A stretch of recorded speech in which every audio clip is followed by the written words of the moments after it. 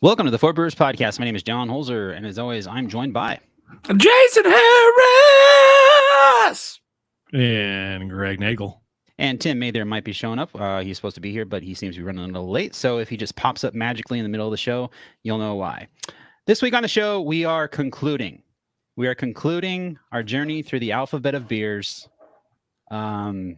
The last five hardest letters, I think, maybe, of the alphabet. W wasn't hard.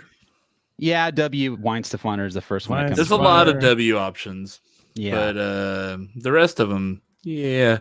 Yeah, so this week we're doing beers from beers, breweries, whatever, from the letters V, W, X, Y, and Z. And before we started the show, Greg was like, "Oh, we already did V, so I didn't buy a V beer." And it's like, no, we didn't. This is what we talked about last week. Like you learn how to like sing the alphabet, and you assume we did V because that's T-U-V. No, we didn't. W-X, Y, and Z. So now you're singing the song in your car. I personally only got 3 out of the 5 letters. One is not even a brewery name; it's a beer name. And it looks like everyone here has a nice wide variety of options. So I'm kind of looking forward to this. Before we start, though, I want to give a shout out to our newest supporter on Patreon, who is Stephen Bofferding.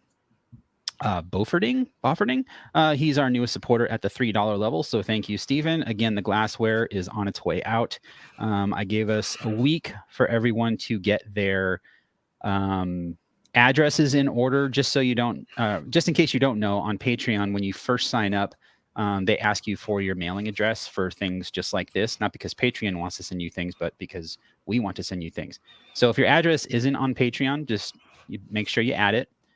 If your address isn't on there, don't worry. I will be hitting you up to say, hey, what's your address? Or, hey, add your address. But it seems like most people have their addresses on there. So I'm going to start shipping stuff next week, the glassware. So look for that in the mail. Oh, I have gas. Wow. So right. V, W, X, Y, and Z. What do we want to start with here? V. Well, I'm looking to see who has what. I could go get my V beer if you really want. Let's start with Jason. Jason's got like one of the most popular V breweries in the country. What's your V beer, Jason? Oh no! I always do this. He's reaching for his beer. Yeah. V is for victory, as they said during the war. So victory is not nearly as prevalent as they used to be. Yeah. Pretty much the only beer I found in stores, and I did find it in a couple different packages, but Sour Monkey is like the only thing that they have on shelves here at Total Wine. And interesting. Yeah, Total Wine is much more likely to have this than anywhere else, because it's just, unless you're trying to fill a gigantic beer library, there's just not room for a East Coast brewery anymore. I remember their IPAs and stuff used to be out here on the regular. Maybe their lager too, or whatever it was, like their lighter stuff. They were always kind of shelf turds, though. You didn't really see people buying Victory beer, not because there's anything wrong with it. Just it's so much good beer available locally, and this can is fine. It's got this monkey with a green tongue, because I guess that's why he's sour. But it's kind of funny to me. It's a tall, like 19-ounce can, and they've got the ABV like huge on there, like it's malt liquor, and it's a 9.5% beer. Dear Lord! So because I think it's a sour triple. So the original beer is a triple. A sour triple. That's an interesting choice. So Greg's holding up a bottle. Yeah, I went to the fridge. I did buy a V beer thinking that looks delicious. So just out of chance, not related to the show, but it's a Goose Boon VAT 92. Hopefully it's not as bad as VAT 93 that I had yesterday, but I'm just kidding. Have we had that on the show? I feel like I had that beer at some point. VAT 92.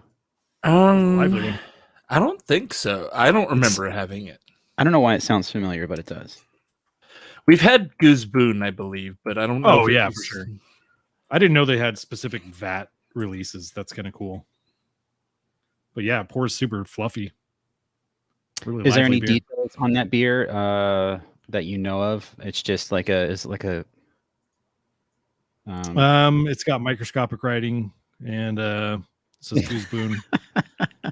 And it's a mono blend. a mono blend. So on Untapped it says it's oakwood complex and perfectly balanced with smoky and spicy touches. It's all just flavor notes. It's not 8%, yeah. too, which is a little bit higher than I've had a lot of goose, right? Most goose is around 5 or 6. It says Yeah, the flavors 8's a are little due high. to the oak cask, which used to be used for new red winemakers in France's Rhone Valley. So there you Damn, go. that smells good. I had that beer at Beer Mongers in Portland. So I've had it, but not on the show. But past me quite liked it. I gave it a 4.5. Yeah, this is really fucking good. Good Christ. Goose Boon. Man. Yeah, you really can't go wrong with Goose Boon, right? I mean, it's. I would consider them. I feel like I've had some kind of sketchy stuff. Are they the one? There's one of them that's a little bit like, I want to say it's Phantom? Boone. No, of the goose, your traditional Gotcha. producers. I feel like Boone is the sketchiest one. I feel like we did a showdown where that beer was in there, and it did not rank very high. I could be wrong. Yeah, the Goose Showdown, October 2nd, 2016. Goose Boon. Where did that fall? That was number 7. Okay, it's kind of in the middle then. 7 out of 12 beers, it looks like. 13 beers. So right in the middle. For some reason, I remember that beer coming off kind of like funky in a bad way, middle of the road. That's what this beer is. While it was a bit watery and underwhelming, it wasn't a total letdown. Jason didn't want to take points away from its subtleness, but in the end, it just didn't hit all the right notes. So, yeah. Notably, in that one, we had the Goose Boon Black Label and then the Goose Boon a la Ancienne, the regular Oud Goose, and the regular Oud Goose top 4. So right behind Duck Duck Goose. Okay. Interesting. Yeah, this is quite interesting though. It's got it's like funky lemon heads and a little bit of seawater brinish, sort of brackish. Okay, that makes total sense. The booze, the 8% you really don't perceive except for like way after a swallow. You kind of feel like a little warming, but that's not something I'm used to with the goose. Is feeling some booziness, but. It's got a 4.04 on Untapped, which sounds about right. Are goose beers on Untapped hype beers? Or I mean, I guess they are. Yeah, with a certain generally, if you're subsection drinking of people, you don't get them by accident usually, right? Yeah, so that's true. Yeah, the people drinking goose are attempting to get it. So I'm actually really impressed. I don't know that I've had this beer before. This Sour Monkey, I haven't. It's actually really good. Really? And believe it or not, closer in flavor to something like a goose than I would expect. It's got a lot of like lemony characters and like a salinity to it. The triple base doesn't really shine through that much. I was expecting it to be very phenolic and have, the character you get out of a triple. But I guess changing the yeast it just kind of has this gentle tartness. It hides 9% really well. I can actually see this. They probably are low-key appealing to the, hey, it'll get you fucked up market, because this is very much like a 9.5%. You buy this one $4 tall can, and you're probably set for the night. How tart is it? I mean, is it sour? Like in the range of a goose. It's like a little bit tart, but very drinkable. It's not like it's like, sticking to your tongue, kind of like where you lick the battery sort of thing that you get out of a lot of those really sour beers. Yeah, this goose, the VAT 92, is not overwhelmingly sour. It's in the vein of like lemonade sour.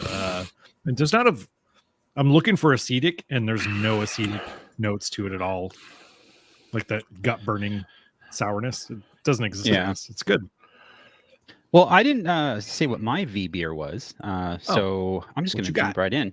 I got a beer that came actually in the 12-pack of beers that I bought for the Beer Advocate Lagerfest. That was yesterday and Friday. It was their virtual Lagerfest. It was $100 for 12 lagers, which may sound like a ripoff on paper, but one of them was STS Pills, and that's like, and it was in a can. I think it's the first time I've had STS Pills in a can, and that alone is a $7 beer. So, I mean, yeah, they're trying to make some money off of the event, and there's logistics involved and things like that. But I think for the beers that they shipped, it was a pretty good variety. It wasn't just like you got a 12-pack of Bud or something.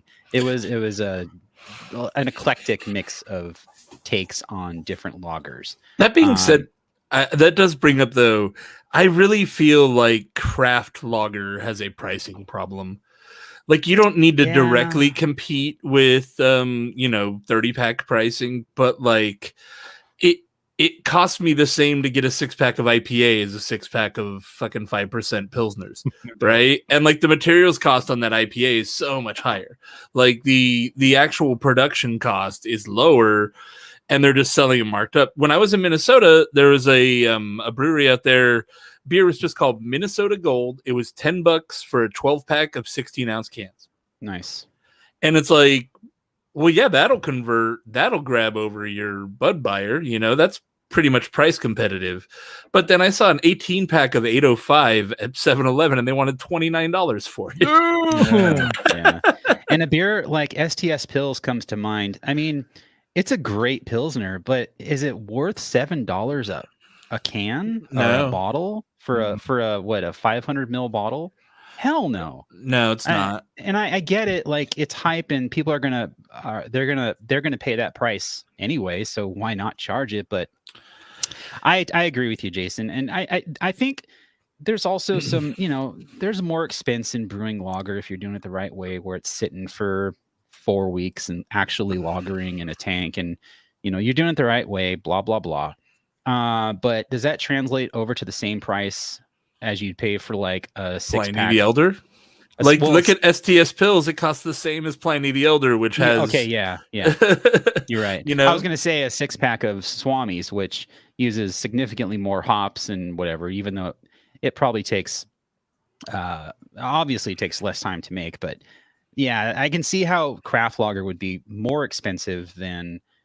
traditional lager if you're just comparing like light beer to light beer. But when you get more, you get more fancy, like this beer from Von Trapp. This is a Dunkel, a dark lager. And what's so fancy about it? Well, they added dark malt to it, and I guess that adds a little bit to the price. But is it anything that's gonna, cause it to have like be at the same price as STS Pills? Hell no. That's way too expensive. I wonder what the economics of it would be if you scale down. Okay, so most lagers are in the 4 to 5% range, so they're not using as much grain. The yeast pitch probably costs more because lager. Yeah. They're not using bougie hops all the time. Some beers like Sapphire or whatever, like Pivo Pills, for example. I wonder what the economics of that beer is versus like an IPA. I think it's probably Pills. I don't know. I mean, it's the same price as Union Jack. It's $10 a 6-pack. Yep. Okay. Maybe $8 if you find it on sale somewhere. But which is kind of reinforcing your point, right? Yeah, the time in the tank versus the cost of ingredients may balance out a little bit. That's kind of what I was saying. Yeah.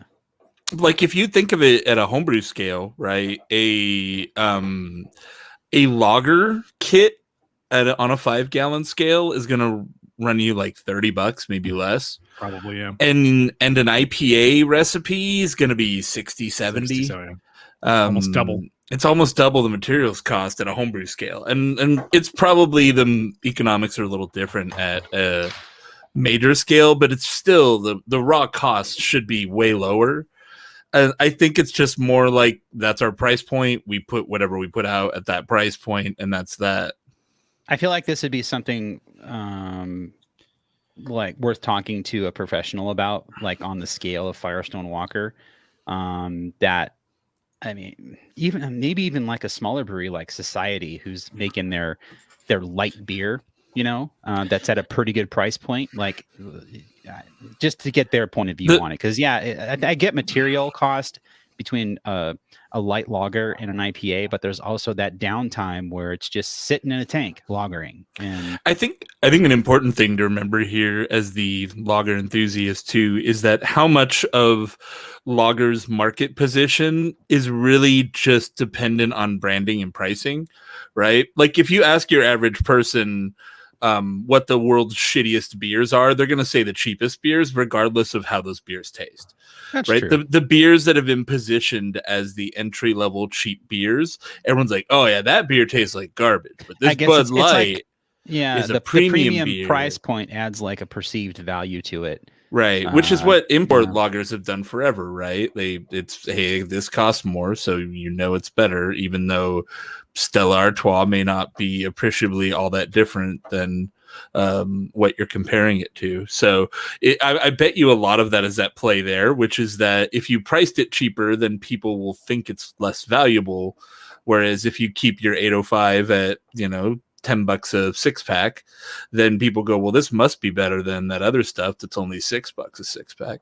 In certain ways, it's kind of like what Apple does sometimes, I mean, Apple makes quality stuff, definitely, but they overprice it, knowing that price point adds a perceived hype and value to their products. So, getting back to my beer from Von Trapp. But we don't even have a lager, do we? By the way, Tim's here. How you doing, Tim? He's playing with the background. He was a brick wall for a second. Hey guys, What's happening? not too much. Sorry about the delay. No problem. So this beer from Von Trapp, it says on the can that on the top of the neck, it says by the family that inspired the sound of music. And I don't know, because the Sound of Music went on Wikipedia. It says it's based off the 1949 memoir of Maria von Trapp.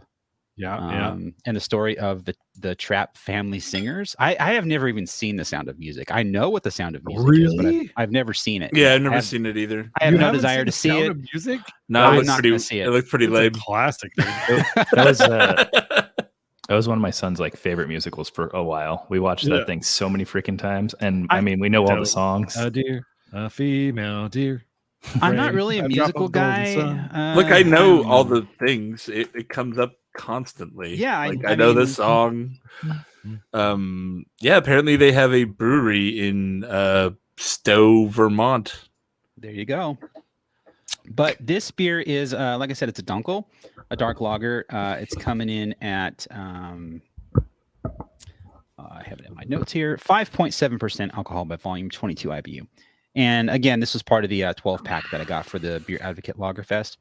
And it's delicious. Subtle notes of coffee, definitely lacking any kind of acrid qualities or burnt dark malt qualities. It's just a very, very tasty dark lager. I would drink a lot of this. It's one of those dark beers you could drink in the summertime because it gives you some flavor, and it's also refreshing and kind of light on the palate, nice and prickly, good carbonation, fantastic beer. This being my first beer from that Beer Advocate 12-pack, because I didn't open any beers yet. It's pretty damn good. So, Tim, you've got quite the variety of beers. You do have a V beer. Jason just opened a Victory beer, Sour Monkey, and this Tim, you've got Golden Monkey. Yeah. So the Golden Monkey is their Belgian. I think it's a Belgian triple, is how it is on here. On Untapped. I believe this is like the sour variant of that. Exactly. That's what I was just going to get. The Sour Monkey is the sour variant of the Golden Monkey. It's super drinkable, by the way. I just poured more. No, it's a totally good one. And I saw Sour Monkey, and I was trying to decide what I wanted, and I kind of wanted to just do something like most of the stuff that I have came from Europe, so I just kind of kept it all together that way. Okay. This is European styles, I should say. Sorry, because Victory obviously is out of the East Coast. But yeah, this Gold Monkey is really, really nice. It's heavy on the clove and kind of like the Belgian-y characters, and it's got a really nice little spice to it when you drink it, almost like not heat, but you get that like fizzy sort of spicy feel on your tongue. It's cool. Yeah, at 9.5%, it's a definitely not a crusher, but no, but it drinks like one. Here's the problem. Yeah, like the Sour Monkey is like, this is good enough that I'm like, maybe I should start keeping 6-packs of this on hand. It's really good. 6 packs of 9.5. 9%. Yeah. And that's the thing is it's super drinkable. Like you're drinking like a 4.5% oat goose. And it really is in that vein. It does have just that lemony salinity, like that subtle tartness you get out of goose without the funk, really. But it's dangerous. It's a really good beer. Yeah. I'm way more impressed with it than I thought I would be. And I think wonder that if they've experimented at the brewery with making a sessionable version of that somehow. I don't know. I'm sure they have. Victory has quite a variety of different things in that range. They may have. And actually, just to note really quick, that like sort of spicy fuzzy, I think it's actually a mix of spices in the carbonation on this one, because it's got that sort of it's really small fizzy bubbles, not like carbonated, like a what am I going for here? The one that I don't like. Like not meringue bubbles, but yeah. It's fizzy, but it's not fizzy like, I'm blanking on the style. But anyway, point being is that I can feel them, and it's giving a tingle. Like a Belgian style. Is that what you're thinking of? Maybe like Saison Dupont or something. There we go. Like that? I was looking for Saison. That's what I was looking for. Okay. John, you would be amazed at how many variants of this beer they've done. Okay. You got Golden Monkey, you got Sour Monkey, you got Twisted Monkey with a fruity Belgian yeast and a twist of mango. You've got White Monkey, aged in white wine barrels. Merry Monkey, holiday ale. Tart Monkey, with a fruity little twist of guava. Sour Monkey Remix. I mean, I get the barrel aged thing. rosé monkey, berry tart monkey, rum barrel monkey, Dude, twisted monkey, mango blonde. I get the monkey tie-in. It's pretty great. It's a cool, like, fun character tie-in, and also it's a Belgian beer, so monkey. Like, I get it. So why not? They need an orange juice flavored one called Brass Monkey. Dude, when we had the booth at the LA Beer Fest, John might remember this. There was this dude who was working for Fig Mountain. He was working their booth, and he was like, and it's silly, but he was like fanboying like the Untapped booth, and he like made me come over, and they made a Brass Monkey out of their like super imperial whatever. I can't remember if it's Lizard's Mouth, but one of their imperials, and poured some orange juice, and he's like, "Yeah, you got to try this, bro." I do not remember that. No. You were pretty wasty. What? No. How? No. Me? At a beer fest? No. No way. It was pretty funny though. That was the first time I had ever even realized or heard what a Brass Monkey was. It's that funky monkey. The LA County Brewers Guild Fest is the best festival in Southern California. It's pretty good, yeah. San Diego's pretty good too. Can't wait for it to come back when people actually stop dying from COVID. Cool. Well, it sounds like Tim and Jason are both happy with their Victory beers, which is cool. Again, a brewery that I have not bought beer from it for a long time in SoCal, just because, I mean, I can get fresh Swamis all the time, and I don't get tired of it. But maybe didn't you know Greg just had that beer for like the first time ever? First time. That's what I saw that. Yeah. That was so funny. I put that on Instagram, and I got like 50 replies of people going, "No way, that beer's been out for like 20 years or something, bro. This is the first time you've had it." I was like, dude, really? Come on, man. You know how many Swamis I've had in my life? People missed your sarcasm, obviously. Yeah. I think Swami's is the one beer I've had the most of ever, of all time. Jason's might be Ballast Point. What am I thinking of? Sculpin. Yeah, Sculpin. No, at this point, I've had way more Swamis than I've had Sculpins. Okay. Yeah.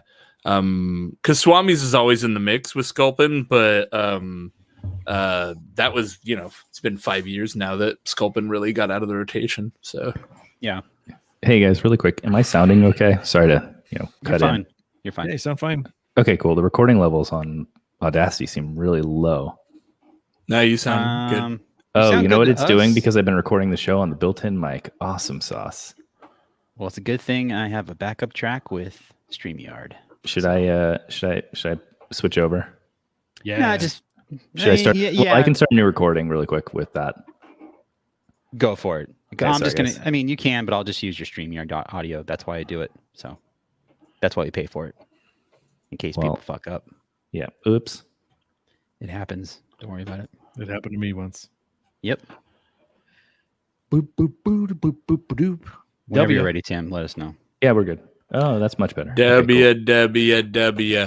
Moving on to WW. What?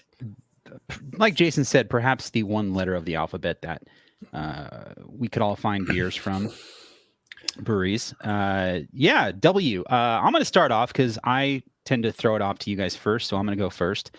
My W beer is from a brewery we've had on the show before. It's from Wild Fields Brewing Company, and this is called Mouse Rock, which I just found out. I've had this four-pack for about 2 weeks, and I thought it was called House Rock. And I'm searching Untapped. I cannot find. I'm like, where is this fucking beer? It's got it because it's such a delicious beer. No, it's called Mouse Rock, MOUSE, not House. So, Mouse Rock is 7.2% alcohol by volume, made with Strata, Simcoe, and Nelson hops. And this is a fantastic beer, guys. It's got that kind of Pliny vibe with the fullness of the body and like the savoriness, but holy moly, the hops just explode out of this beer. Tropical, fruity, not really dank necessarily, kind of piney, I guess, but super clean and crisp, just really, really good. It's a fantastic beer. And I didn't expect to see Wild Fields available in SoCal for a while, and they're here already. So, yeah, I've seen it a couple places near me as well. That was on my list of potentials. Didn't end up going that route, but yeah, I saw it and I was like, oh yeah, Wild Fields. That's awesome to see them down here. Apparently, Mouse Rock is a surf area. It's in San Luis Obispo. It's a reef break that I found on a surf website, surfforecast.com. Sweet. I had a feeling it was some kind of local reference, but I didn't look it up. So, what does it say on the can? Does it say anything on the can? Nope. Oh, it does. This beer rocks, bursting with tropical and citrus aromas from a heavy dose of the hops I just mentioned. It's like going to a show, blah, blah, blah, with 3 headliners. It doesn't say anything about... It doesn't have a surfing vibe. Yeah, it doesn't say anything about that reference, but... It does. It says, are we talking about some obscure genre of music or just an underwater rock feature off the coast of Cayucos? It's the second one. Oh, okay. Yeah. Good job. Welcome to Mouse Rock. Is that a thing? Mouse Rock? Like, No. welcome to Mouse Rock? Oh, you just made it I was up. saying welcome to Jam Rock, but with Mouse Oop. Rock. Greg Cool. showing off. What's he got? Greg, what do you got, man? I got a beer from I thought the brewery was called Western Skyline, but it's not. It's from Humble No, it's Humble Forager. Forager. Yeah. Yeah, I just learned that right now. I've never heard of either, honestly. They're from Wisconsin, and it boasts it's a West Coast double IPA with Chinook, Centennial, Mosaic, and Citra. And on the can, that sounds really good, but it pours like an IPA from about 10 years ago. It's very high in crystal malt and not a lot of hop characters. Sort of reminds me of Maharaja quite a bit. Wow. Vibes, very, very malty, sort of bergamot caramel. It's just okay. I mean, if you want a reminder of what old school IPA tastes like, that's it. We had I had a New England from them that I got, I think in one of the like Beer Advocate packs or something. That sounds familiar. Yeah. That was pretty good, but it was a hazy IPA-zy. Yeah. It was called I'd Elevated Perspective. Skippy. I guess. Okay. So well, that was a Yeah. letdown. Wayfinder Brewery is where I went, and Wayfinder very rarely lets me down. This beer is brewed in the John. As I pull it up, John's like, "Fuck you." Sorry. We're showing John now. The Sorry about Method Industrialique. Method. What exactly is the Method Industrialique? I mean, industrial method. I think it's kind of trying to. It's a play on the fact. Well, it'll make more sense, I guess, when I explain. So this beer is called Red Fang. It is named after the band and is a collaboration with the Portland band Red Fang, who are kind of like a fun, like sludge rocky kind of band. I'm sure that's not what they describe themselves as, but like this kind of fuzzy stoner rock kind of vibe. And because it's a collab with Red Fang, this beer is a malt liquor. It is on the can, the Weekender edition Red Fang malt liquor. It is what is the ABV on this guy? It is 6.5% ABV. It is in a 19.2 ounce can, and label says caution awesome. Nice. So what's funny is if you think back around 2010, it became like kind of a thing for everyone to do a malt liquor. Yeah, was that like around the same time that Like Dogfish did. And, when did the Sublime beer come out from AleSmith? no, that was only like 3 or 4 years ago. Was it that? Okay. Which, Yeah. by the way, they're coming out with 40s of it, and I'm Dude, picking up. that's next been weekend. around for a long So- time. I think longer than 3 years. I think Tim might be right on It wasn't that. 10 damn years ago. I can tell you that for sure. So what's crazy about this is it is a well-made lager, and it tastes like malt liquor because it's 6.5%, and there's nothing really to balance it. So you've just got this boozy sweetness from Pilsner malt that was turned up way too high. Like as these go, it doesn't have the weird flaws, but as someone who did Cheap Beer Corner for a long time, we did a lot of malt liquor on that show. Mhm. And they all have this kind of sickly sweet character that you get when you take Pilsner and you just put too much of it and the alcohol is too high. And this beer tastes like that. The malt profile is better, but you just can't take a Pilsner to 6.5% without it tasting a certain kind of way. There's not a lick of head on that thing, too. It's just pure flat. Nope. Yeah, and there's no hop character to speak of whatsoever. Just malt. Jason, you were actually pretty accurate. It was about 4 years, 2017, it looks like. So I will retract my commentary. So yeah, it wasn't that long ago. You gotta remember that 2020 was 5 years long. Yeah, that's fair. That's true. Like I said, though, AleSmith, they're coming out with 40-ounce bottles of that Sublime Mexican lager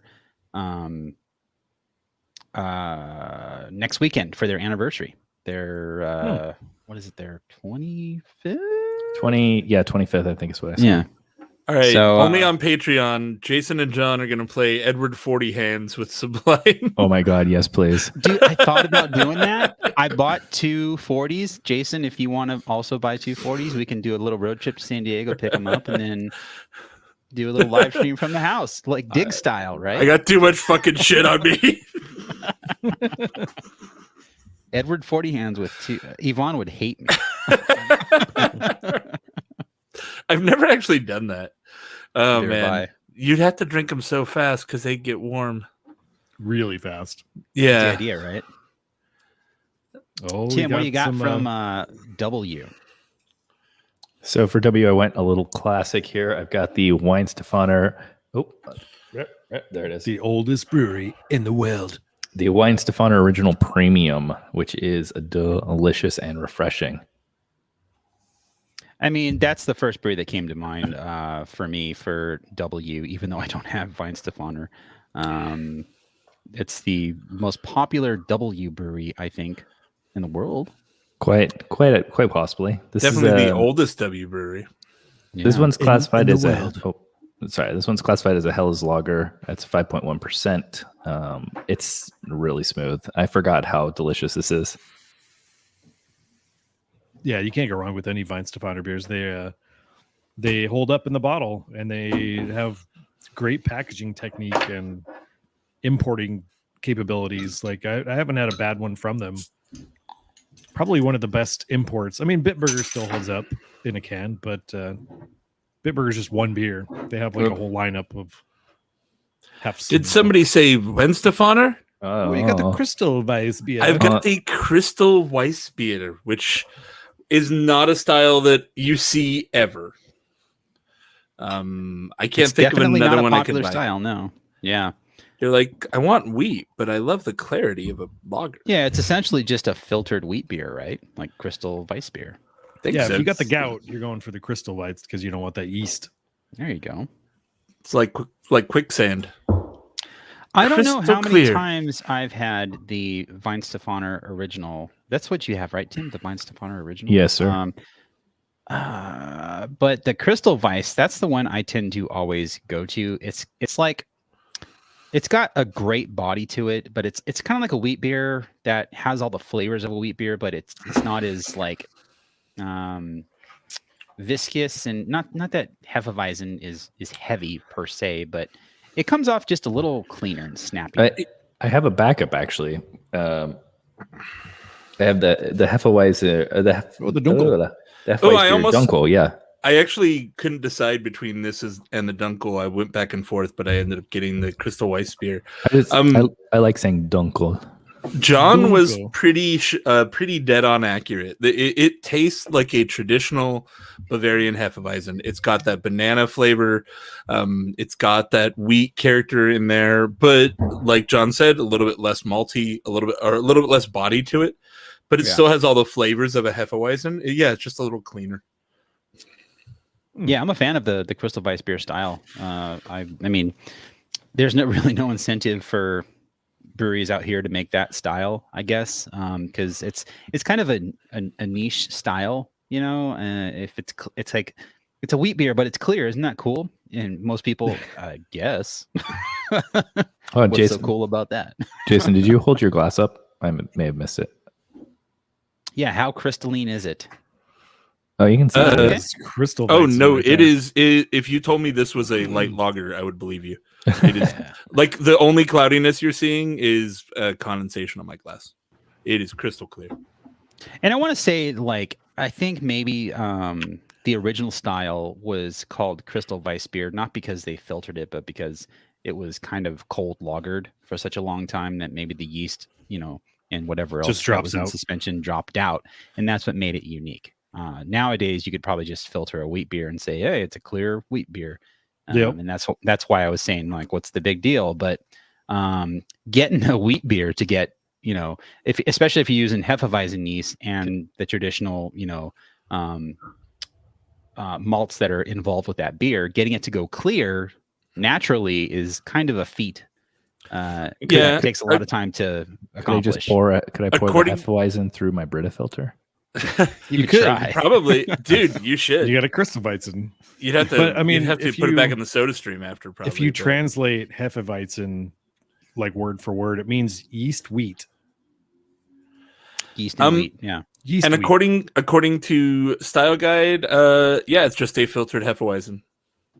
Okay.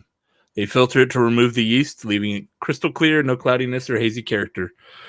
Given that Weihenstephaner is the oldest brewery in the world, back in the when world. they were super young, maybe they didn't have access to such fancy filters, and they just let it sit. They would just put it through a burlap sack. No.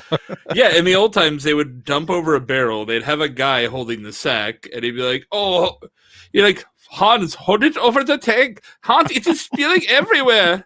I'm trying, but it is heavy." It's loaded up with yeast and wheat now. What do I do with it? I can't hold it anymore. Make some bread or pretzels. Make some pretzels. Wunderbar. Take it to the pretzel bench. I don't know. Oh man, the Oktoberfest show is gonna be fucking hoot. Oh, pretzel bench. Yeah, who brought that up in the chat? Was it it needs to happen. Andy Richter chimed in to say we need to do an Oktoberfest show. I mean, since we're done with the alphabet, and there's another idea. Oktoberfest. You guys keep shooting down my "Next Time Won't You Sing With Me" show. Wait, are we a little? But aren't we a little early? No, Mm, September. Oktoberfest is in September. September 9th. Yeah, we're September. creeping. Okay, I did see stackouts of Polliner at Bevmo. So Yeah, I everyone's really like, don't think it's early. They're coming Like on top it's now. it's the end of August, beginning of September. So technically, Oktoberfest starts at the end of September, and you want to start stocking up now. Like I think it's perfect timing. If it Yep. came out in, I don't know, May, I would be Yeah. like, that's a little early. yeah, that's But- fair. yeah, It's the end it of starts in mid-September, and so the thing is, people be like, "Yeah, it's August, and I'm already seeing Oktoberfest." It's like, yeah, that's like seeing Christmas in November. It's the month before Yeah. it starts. That's fair. like, And honestly, I want Oktoberfest beers year round. So Yes, if they're I early, agree. that's fine. I'll take it. also in general, like, who gives a shit if you're offered the opportunity to buy something that you don't need right now? Like, if I know. Christmas decorations go on sale right now, I could just not buy them and not really be offended at how Target's using their seasonal aisle. Like, who gives a shit? Capitalism at its best. It's I just mean, unless you're just don't buying buy that it. like what 3-story skeleton for Halloween, that's something you should jump on. Definitely when you see it in Home Depot. Like you need to jump on that quick because it's gonna sell out. Like that, I don't think they're even making it to the store because everyone's just pre-ordering it. You should get one, John. I thought like putting it in my backyard, like because I face a major street. How epic would that be? I would get a letter from the homeowners association like that, dude. Guaranteed. Dude, be like, it's not. I don't see a skeleton. It's not back there. Like, can we What go are in you your? talking about? We have this picture from the street. You're like, that's not in my yard. Someone else's Dude, that'd be yard. such a cool troll. No, and you take it down, and I'm like, dude, I don't know what you're talking. There is literally no skeleton in my backyard. What are you smoking? And then they leave, and I put it back up. Nice. You can inspect my home. There's no skeleton. It's off-site, being held at a secure location. So I know Jason for sure got the next letter. I think Greg kind of phoned that one in. I thought literally this beer was just called Derank X, but it's called Simplex. But it counts because the label has a big X on it. There I'll you give go. you that one, Greg. Yeah. I got as close as I think we're gonna get. Yeah, I Um, saw the brand the brewery that you're getting. I saw it. It just wasn't available at the store that I was going to. So good on you. This smooth as silk black beer is called Singu, Xingu. Technically, that is not the name of the brewery, but it's one of those brands that is a singular brand with a single name. And Right. in the fine print, it's like brewed by Cervejas Premium do Brasil St. John. Wait, sorry, St. John, Canada. That's Wow. weird. It's Canadian beer. Canadian Brazilian, which is when you go bare, but also really furry. Oh my Yeah, God. a Canadian Brazilian. Yeah, that's an oxymoron, dude. Yeah. Wait, when are Canadians like furry all of a sudden? In the context of with which we're speaking. Because they Beavers. live in the snow, right? Beavers. I mean, okay. So anyway, Canada- moving on. Canada's national animal is a beaver. Hey, John, did you get an X beer? I did not get an X beer. Me neither. I have another W beer. This is another beer from the Beer Advocate Lagerfest 12 pack. This one is, how do you say this? Greg, help me out. Buchenrock? Buchenrock. That's not too difficult when you actually look at it. Book smoke is what it means. Boken smoke. Rock is in the house tonight. This is a smoked lager that's 5.7% alcohol by volume and 20 IBU. And it says the tasting profile is campfire, bacon, and savory. I'm not too big on I'd be down smoked for that. beers, but it's lighter alcohol and it's American. So I don't think it's going to be something like Shinkrola. That's like super just like cigarettes and burnt. Deliciousness. I wouldn't say deliciousness. Mm. A little much. So good. Oh wow, this smells like wow, this smells like a campfire. This is wow. That's awesome. I'm gonna put a Coors Light in my Traeger and drink that. That's almost. Smoke Coors Light. Oh my god.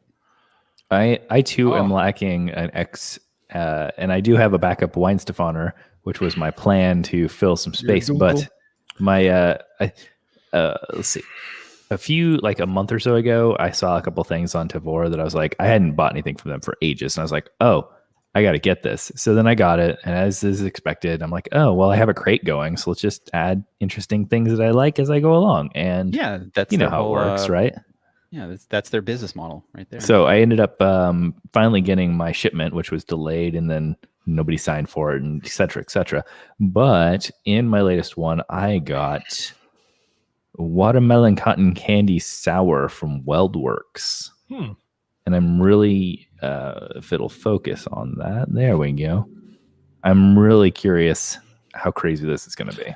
That sounds awful. So it's a cotton candy, milk sugar, and watermelon. And according to this, it's a sour wheat ale brewed with cotton candy, milk sugar, and nearly 5,000 pounds of watermelon juice. That's a beer made for Tavor. That's right. That's I what that installed is. Tavor and I was like, all right, nope. Weeks went by, nope, and uninstalled the app. Well, you're I'm too like, picky, none of these so beers. you're fancy pants. If you don't like sweets, it's becoming pretty much unusable. I don't think so. I disagree. I got several other halves that I would never be able to find out here.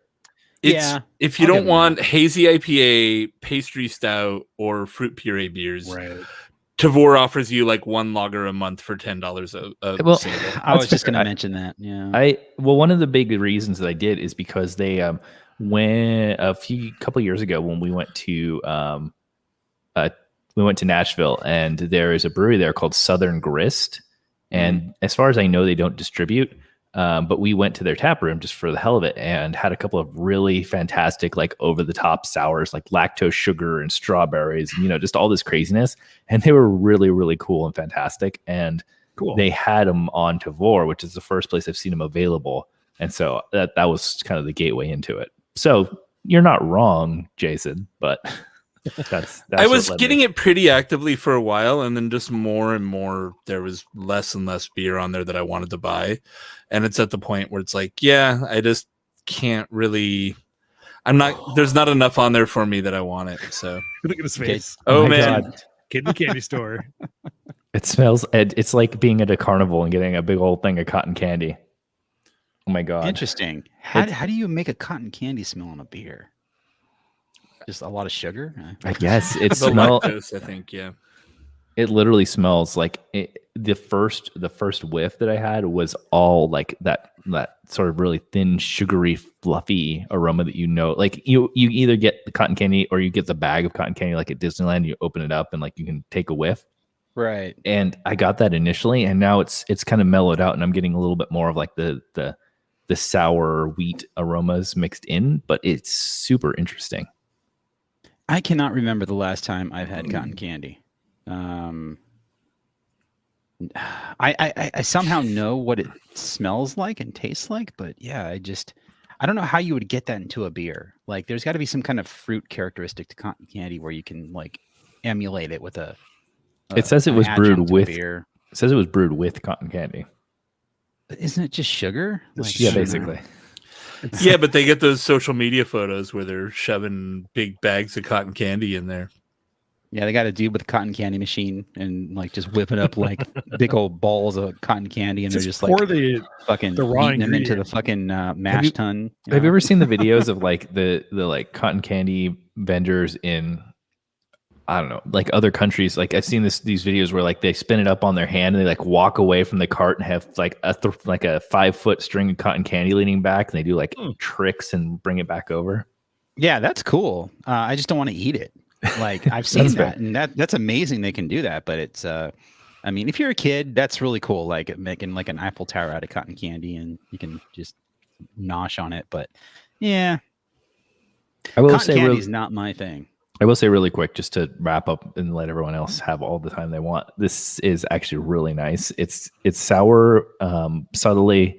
The watermelon really shines through, and the aroma of the cotton candy kind of rounds it out. So it's definitely a sweet bomb, but not in like a I'm not hating it. It's not overly sugary. I think the watermelon and the sour really kind of round it out and help it be less like I'm like watermelon Jolly Rancher. I never thought those were too overwhelming. So yeah. Okay. There you go. So sour wheat, cotton candy, milk sugar, 5,000 pounds of watermelon juice. Notably, okay. a watermelon Jolly Rancher doesn't taste anything like a watermelon. I mean, that's Correct. fair. It is a flavor. It's just like the apple Jolly Rancher. Like that doesn't taste like apple. It tastes like apple candy. But so it's interesting. They've got that watermelon candy flavor is what you're getting out of that beer. Yeah. It does. It's not like I'm biting into a piece of watermelon, but it also isn't like just like wrecking your palate with sweetness. Yeah. Okay. So this Singu beer is I would say it's a Schwartz beer. It's a black lager. I mean, they call it a dark lager, but it is pretty well black. And it's got a smoky character to it. It's got kind of a little bit of roast, but really just kind of like a black patent malt. Like it tastes like a Schwartz beer. It's pretty good. It's not too bad. It's made by Heineken, apparently. No shit. Yeah, Okay. Heineken Brazil. Interesting. But yeah, not bad. Yeah, go for This it. smoked beer I got from Wolf's Ridge. Yeah, like I said, on the nose at first, initially heavy smoke, like burnt wood, sweet maple bacon on the nose. The flavor leaves a bit to be desired. You kind of get that ashy, acrid. You feel like you've been sitting around a campfire for the whole day. You just kind of feel yucky after being around smoke all day. You just want to take a shower and smell like, I don't know, something fresh and minty. Do a neti pot. It's kind of like that. It's a little over the top smoky for me, especially at 5.7% alcohol by volume. I expected the smoke to kind of be dialed back like the alcohol, and it's not. It's not a bad beer. It's just not my style, I think. If you're a fan of like smoky stuff, especially like a bacon wood campfire, it's what it says on the can, like savory bacon campfire. That's what it is. It's just a little over the top for me. Yeah, but it's fine. So I don't know if you guys have ever had Drank, but it's a Belgian brewery, and it says it's a Belgian blonde. But I mean, on the bottom, I don't know if you could read it. It says this is not a Pils in English, which is kind of a funny thing. It's an ale lager. Okay. And it tastes very continental. It's got those hops that are super noble, but it's trying to be German or Czech, somewhere in the middle. But obviously, it's an ale, so it's got this big, aggressive, hoppy, bitter finish to it, and the grains on it, the grist on it, just really sort of foreign to me. That doesn't taste like any sort of like two-row or Pilsner malt that I'm used to. I don't know if Belgian Pilsner malt is that much different than German or Czech, but it's definitely, it's a good beer. It's 4.5%, and it's just a crushable Belgian blonde that's sort of Pilsnery. Okay.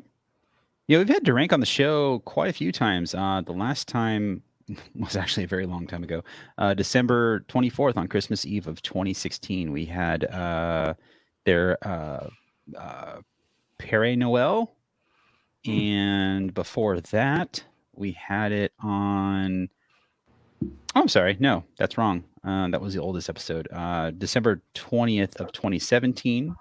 I know we've had them, but I don't see too much Drank for sale. Cuvée de Rank, that's the one I was thinking of. That seems Cuvée. more like a traditional Durank beer would have had. So yeah, cool. X, baby. X gonna give it to you. Now we're gonna do the YMCA. I don't have a Y and Z, so you guys are on your own from here. Oh, shit. I'm gonna drink Sour Monkey. I had two W's to make up for my lack of Y and Z, and here we are. So Tim, let's see. What does Tim have? I had a He Y. has W. Okay, Tim has a Y. Greg, do I you had a have Y. I have a Y I and think a it's Z. East of Eden. I just Yeast couldn't- of Eden. Nice. I just couldn't get an X. X It's didn't want to food- give it to me. It's the Fooder Dude What? Brune. Did I Then Then do we that go good to. impression? Then we go to. So my Y is classic. Everyone's She's getting blue. probably She's getting heard blue. of this one. So Tim found a Yingling. Oh, yeah. Young. Oh, damn. Yingling would have been perfect. I didn't even fucking think of Yingling. Yeah. I looked, I Yingling, couldn't man. find one. So It's got to I've go got, to Pennsylvania. yeah, right. I've got Young's double chocolate stout. See, the spot I went to, Tim wasn't here when I talked about it. It was a Trump spot. First time there. They didn't have Young's. Trump They had was all the there. hype beers. Rudy was there. Giuliani doing a press Yeah. conference in the parking lot. They were collecting the hair dye sweat to brew a beer with it. There. That's funny. Giuliani Brown Ale. Yeah. But if I would have gone to La Bodega, they definitely have Young's, and I've never had that beer, so I'm interested to see, Tim, what that beer is like. So go. I'm kidding. Yeah, right. John is like the waiter that comes over, like, how's everything tasting? And everyone's just like, for fuck's sake. I just took a bite. You watched me do it, then you walked over here. And what do you I got, was John? gonna go into my Z beer, but man, we've all okay. got Z beers. So Well, let me talk apparently about my it's- Yeast of Eden because this Yeah. is weird.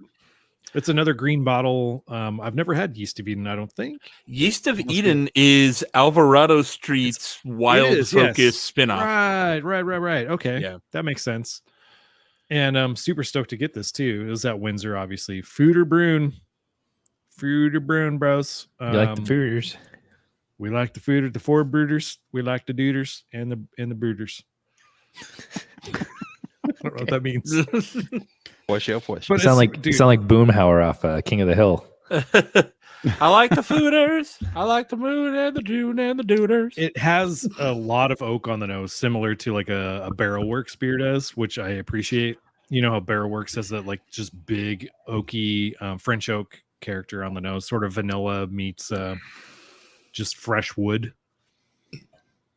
And just a lot of fruit too, which I wouldn't associate with whatever their yeast is doing to this. It smells fabulous. It smells sort of like I have sour watermelon stuck in my head from your beer, Tim, but Watermelon it sort of reminds me of sour watermelon in the weirdest way, but in like a good way. It just smells really inviting. Yours is probably the natural sour watermelon, whereas mine is the candied fake sour watermelon. Oh, dude, it's very sweet. I don't know if it's fully attenuated. It seems like it could have used a little more time in the fermentation. Yeah, it's a little bit on the sweet side, but a really nice. Sometimes like sour browns can be too aggressive with the sourness and too much with that weird character.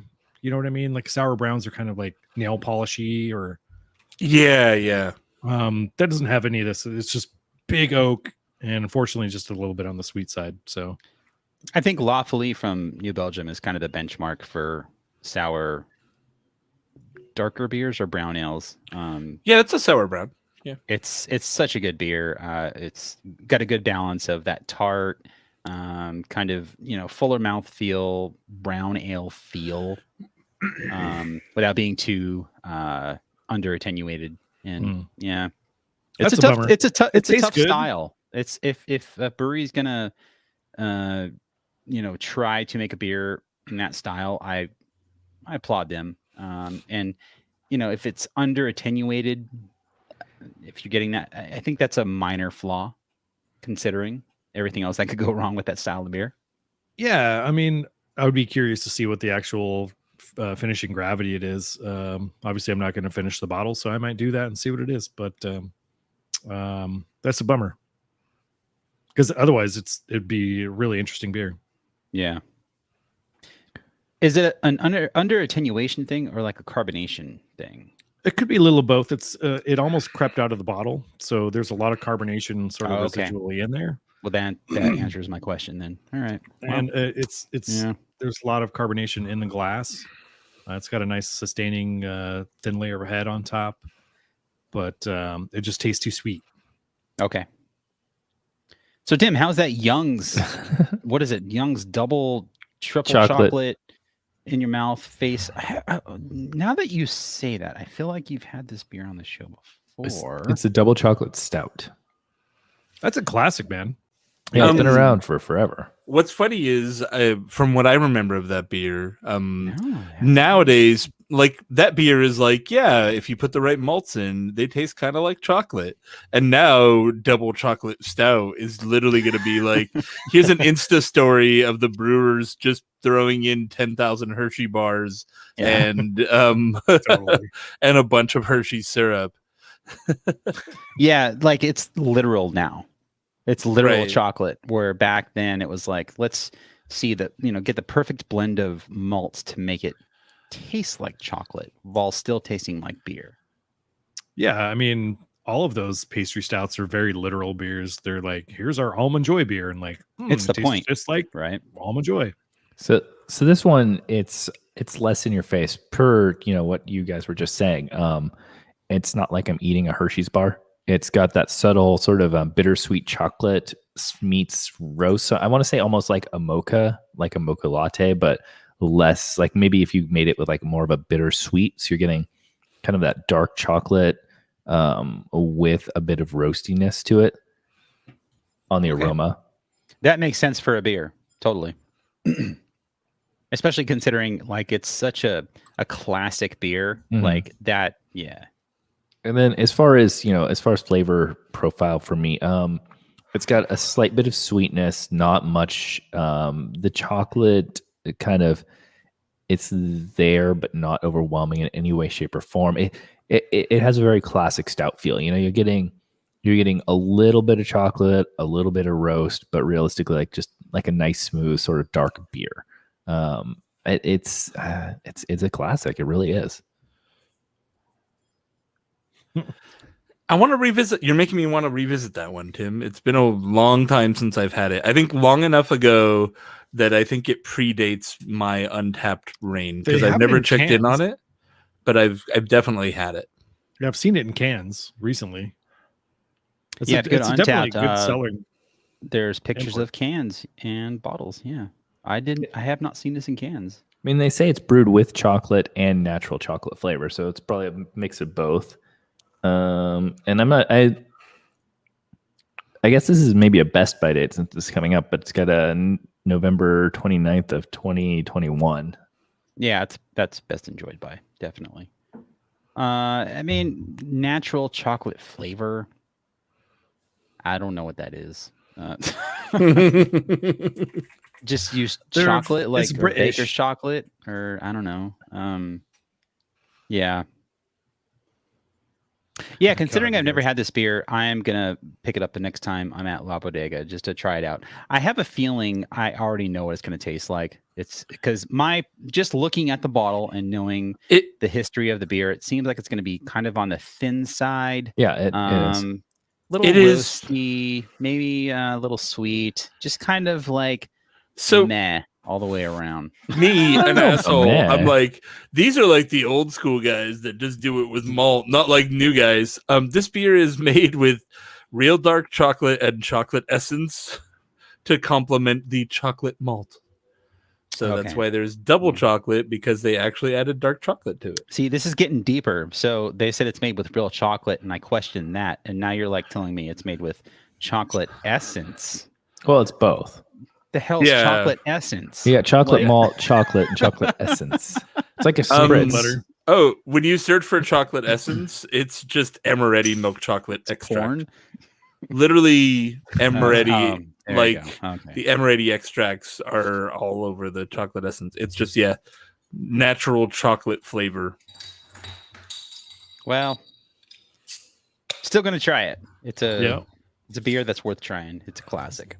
I just popped a cap on my Zen pills from Brewery de la Seine, or Brasserie de la Seine, sorry, out of Belgium. It's all the Belgian beers today. And dude, I poured this thing a while ago, and this head is still sticking around, a good pinky of head, and it is crystal clear. Let me turn it around for you. Look at that thing. Nice. This is like, I don't know, yeah, Belgian Pilsners. Not necessarily a style I'm looking for, but it smells just like a German Pils. Very, very, very noble hopped, and that sweet Pilsnery malt just poking out. It's very lemony, very herbal, noble hoppy. It smells very bright. Yeah, Z beers. I did not find a Z brewery, but I found a Z beer that I bought 3 weeks ago when I was searching. John, where did you find the beer? at the La Bodega. This is a beer from Indie Brewing Company, which would have worked on our I show when I couldn't find an I beer and I had to buy fucking Ice House. But this is called Zeker or Zeker. It's a traditional Belgian wheat beer with coriander, lemon peel, and chamomile. That sounds And fun. Kind of beer. think of the best wheat beer you've ever had with those ingredients, and that's this beer. Well balanced, low alcohol. It's 5.5%. Not too spicy with coriander. Chamomile is something that I think can be overwhelming in a beer sometimes, and Definitely. this is not like that. This is well balanced. I think it balances out the coriander. Coriander tends to be kind of spicy and a bit not necessarily peppery, but kind of it could burn on your palate a little bit. And this, I think the chamomile balances out that coriander great.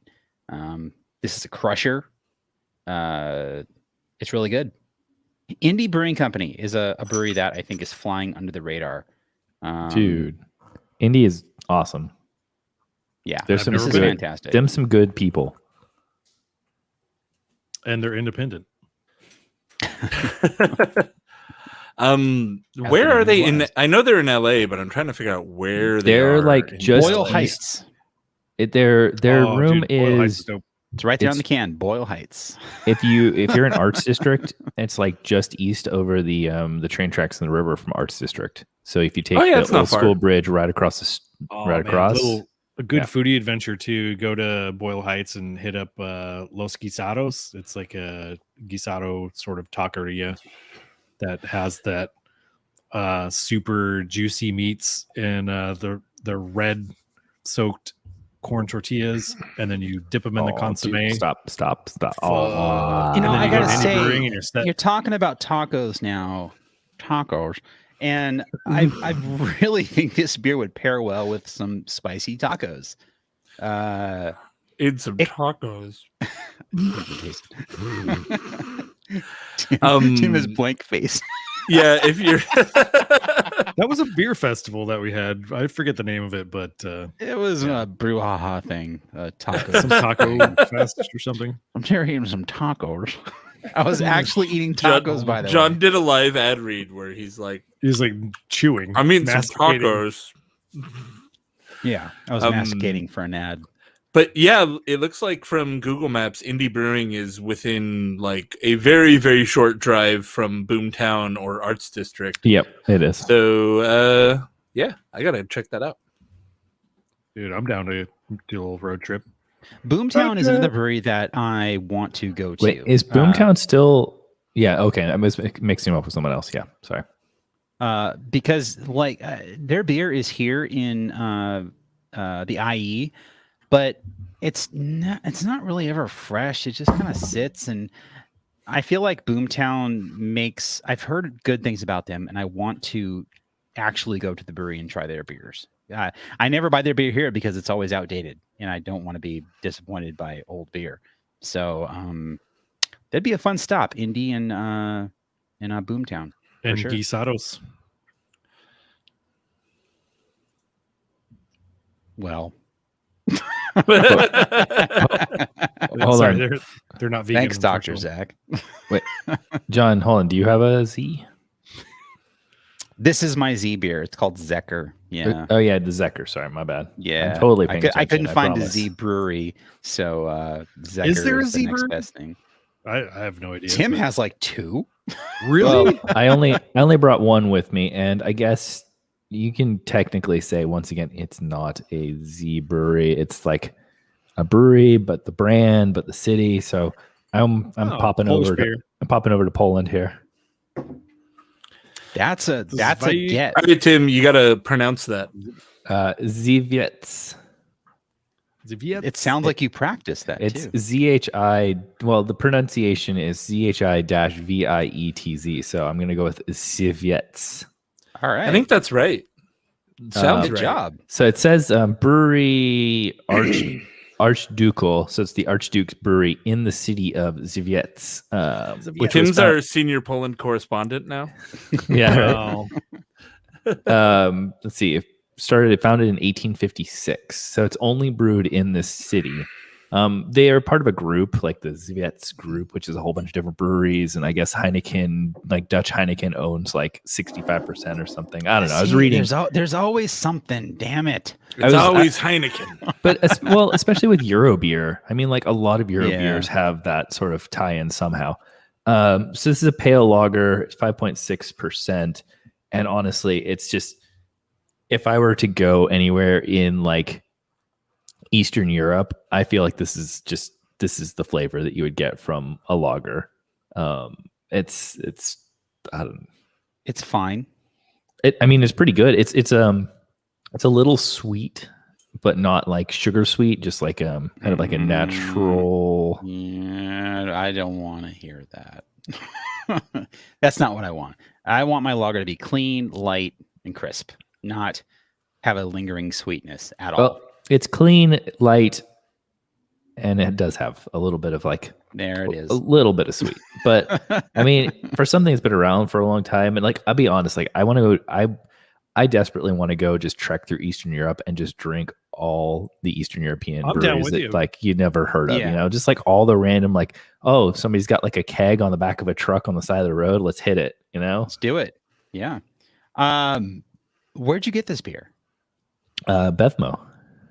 Oh, okay. Well, I mean, if they're good enough to be around in Bevmo, I mean, I shouldn't say that, but So this is the lager. I also have their porter. I decided to cut that one out, but I do have a porter as well from the same brewery. So I'm curious how that stacks up. I would think the porter would be a little better. It's not as delicate just in terms of the style goes. Like there's a lot more leeway for time on the shelf and whatnot. I'm sure the beer is brewed perfectly to style, or not to style, but like brewed perfectly technically speaking. Mhm. But who's buying this beer? I mean, this, Other than that's, Tim yeah. to get a Z you're beer. from Poland, but I wanted to share with you that I got my DNA results back in, and it turns out I'm 100% not that bitch. But I am Eastern European and I am Russia. Eastern That's such European and the Polish and German area. Well, I was gonna say that's Eastern somewhere around European there. is not a helpful like delineation there. Interesting.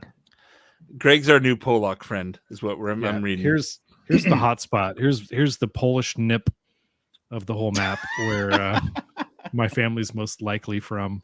Is that where That's- your family first installed a screen door on a submarine? And my grandma. oh, spoke Jason, Polish. come on, dude, Christ. not cool. What? Oh my god, dude. The elder Nagels invented the screen door on the submarine. That's correct. God. Technically correct. So, John, your point about like I don't know who's going to be buying this necessarily at Bevmo, but this is the kind of beer like if you roll up at any sort of, I feel like this is if you roll up at a bar or a pub in Poland and you want like a big old fatty stein of some sort of lager, like this is, I feel like this is the flavor profile that you would be. Sure, I would Anticipating. probably happily drink 100%. that. No 100%. problem. Like And I'm same not with going to this- go to a Polish brewery and be like, it's a little too sweet. Because Yeah. they'd probably kick me out and be like, "Fuck you, American!" Like, Well, go back to America and I drink wanna your say, like, swill. I want to say like Euro. I feel like, and I could be totally wrong, but I feel like Euro lagers tend to have a little bit of that, whether it in varying degrees, obviously. But I don't think that there's necessarily a super crisp, like, no sweetness at all sort of Euro lager. They all the major ones, I should say, tend to have that. Even Yeah. Weihenstephaner does, and this Zen pill has that too. There's a sweetness to it, but the most amazing lacing. They talk about Belgian lacing. This thing is like, it looks like clouds in the sky just hanging onto the side of the glass. Yeah, the It's really inside of Greg's glass is coated. entertaining. Yeah. It's a great Entertaining. beer. I would buy this again. So is that everything? Are we done? Yeah. It's kind of alphabet. It's kind of sad. I was thinking like, shit. Now what? Maybe we should. I sing guess the we're going to song. end the show. Can we do it back? Should we do the alphabet backwards now? ZYXV9XY. Next time, won't you sing with me? Show. Next time, won't you sing with me? Yeah, let's do a highlight show of all the best alphabet beers. How about that? There you go. What I liked about, dude, honestly, just milk it more and more. Just squeeze. As you can tell from from doing this, like we had victory beers today, and like, when's the last time you had a victory beer and been like, oh, I'd probably buy that again? I think the last time I had a victory beer was when I interviewed the brewer from Victory on my podcast. Yeah, even this beer from Indy, this Zecker beer, it's a great beer. Would I ever have bought it? I don't want to drink a Belgian wit beer necessarily, but now that I've had it, like, I'm gonna buy it again. I think it's a great beer. I think that's the takeaway that I have from this entire experience. If we're like doing final thoughts on our alphabet here, I feel like when I come into the show, usually I either go two directions. I either go like, here's stuff that I like, or here's stuff that I'm going to get because I want to try and impress everyone. Like that's usually like the routes I take. And with this whole like alphabet thing, I literally was just like, what do you have that falls in this letter? Like, what can I get? I don't care. Add to cart. Not even going to read it. I just see that the brewery starts with this letter. Done. I went in blind to so many things, and I want to say there was only a handful that maybe were like meh. Yeah, out of what, 26 options, and we've had more than that because we've had multiple letters of different breweries, and it's even though it started off as kind of a joke from Greg, saying let's do what B breweries or whatever, like. It's a good way to expose yourself to beers you may not have purchased before, because why would Tim buy this Polish this beer, this Polish starts with Z lager? Exactly. He wouldn't no. But he was exposed to it, and if he likes it and it inspires him to drink beer in Eastern Europe, then cool. That's awesome. Like this beer, like sparked that. I'm sure that didn't spark. I've seen Hostel. I don't want to go get sold into fucking get my organs sold because I tried to drink a Polish beer in Eastern Europe. I haven't seen Hostel, by the way. I know what a hostel is, but I have not seen the movie. Yeah. Well, phase 1, you go to Eastern Europe. Phase 2, you meet pretty Eastern European girls. Nice.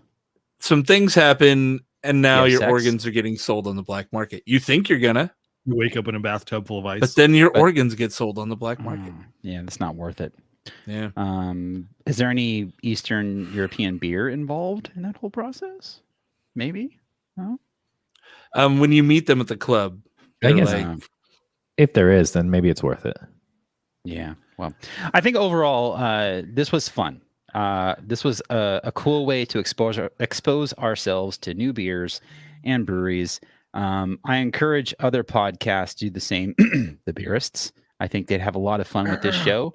Even though it seems kind of lame on paper, I could tell they're kind of scrounging for ideas for shows too. And they have access to different breweries in their area, which is Texas, that we don't have access to. For sure. So it could be fun to hear their take on the ABCs of beer as well. And I think Drinking overall, alphabetically, baby. Get some Lone Star for L. Well, obviously. Yeah, you got to. That's 4 brewers. Till next time, saying drink alphabetically. That's a good spot to end it. I like that. Yeah, I don't know how many people are hanging out still, but I wanted to share that Radiant is doing a beer dinner at how do I share this?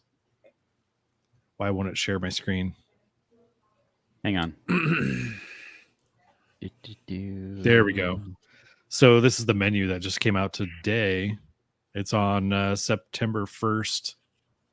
And it's at Bello by Sandro. It's a rad Italian restaurant in Newport Beach, sort of by like Fashion Island.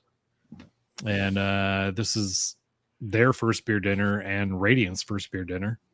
Cool. I haven't been to a beer dinner in like years probably, but looks like a fun menu. There's some elk, which you don't see too much elk on menus. No, not really. Strawberry cooked in game fat. All right.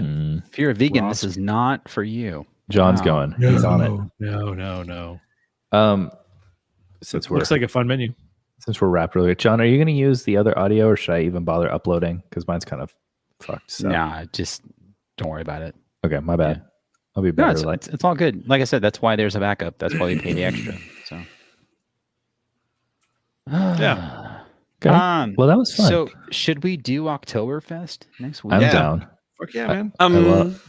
Oh no. Are they out that big? They are. Like, are they, Yeah. I've seen a bunch out already. I mean, I saw stack outs of Polliner and at Bevmo, so I assume. I have AleSmith and Boston Beer Oktoberfest right now. Like, I mean, it's Boston beer, but Hey, that like, one's pretty good. I'm not Actually, it's yeah, really the good. Sam Adams Oktoberfest is like one of the quintessential Oktoberfest. But I think theirs would come to market earlier than anyone's. But go It's to La already out, Bodega. yeah. They have the whole, like, as soon as you walk in, they have a section for Oktoberfest. That's I mean, Hop Delay is letting us know that a lot of local places have theirs out. So For I think- Annegren. yeah, they're gonna have a fucking good one. Hey, maybe we could do like a Windsor order.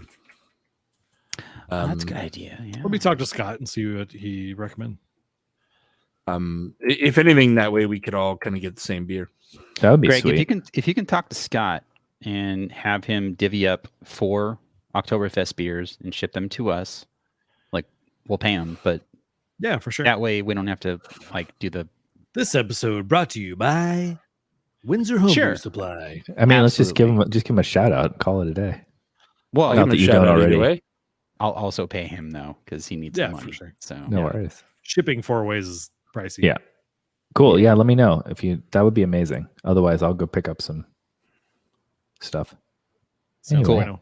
Thanks, guys. Sorry I was late, and I had fun. All right, Tim. As always. I'll catch you all later. Bye, Later, buddy. man.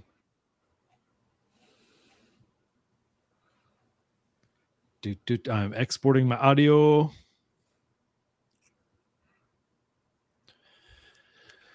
Hell.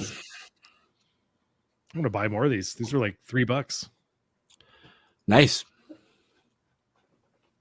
for Unlike American I know. pills, which are 7. right. Yeah, exactly. And it tastes like Bitburger, but better.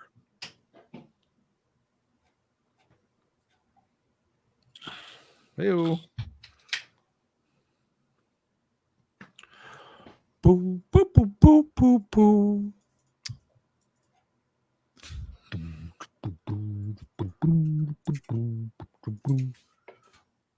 Hop Deli says he drank it today and it's awesome. Yeah, we got some interesting comments about Boomtown. Boomtown. Not Yeah, what happened to Boomtown? Yeah, Apparently I they thought- suck. I thought they were That's- okay. That's what I Not thought. according too. to Zach and Hop LA. They're both like, nah, yeah, fuck that place. I mean, I trust both of them a Yeah. lot. Either one of them is enough for me to be 100%. like, all right, cool, yeah, I'm Yeah, good. that's kind of a He's- bummer. They were the shit for a while. Well, I honestly don't remember They ever were, having. They were very marketing heavy.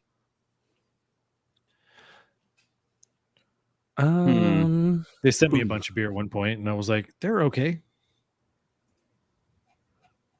Yeah, Zach was straight up like, Boomtown isn't good. I mean, I trust his opinion. Throw 100%. shade, but I didn't want to put it on the pod, but I was like, yeah, we can talk about it now with these 10 of our closest friends. File unreadable. No. What? Oh, So I'm still gonna go there. I gifted a sub to the chat. That's Oh, gonna how'd be that my go? new thing. It's gonna be my new thing every week is gift a sub to the chat.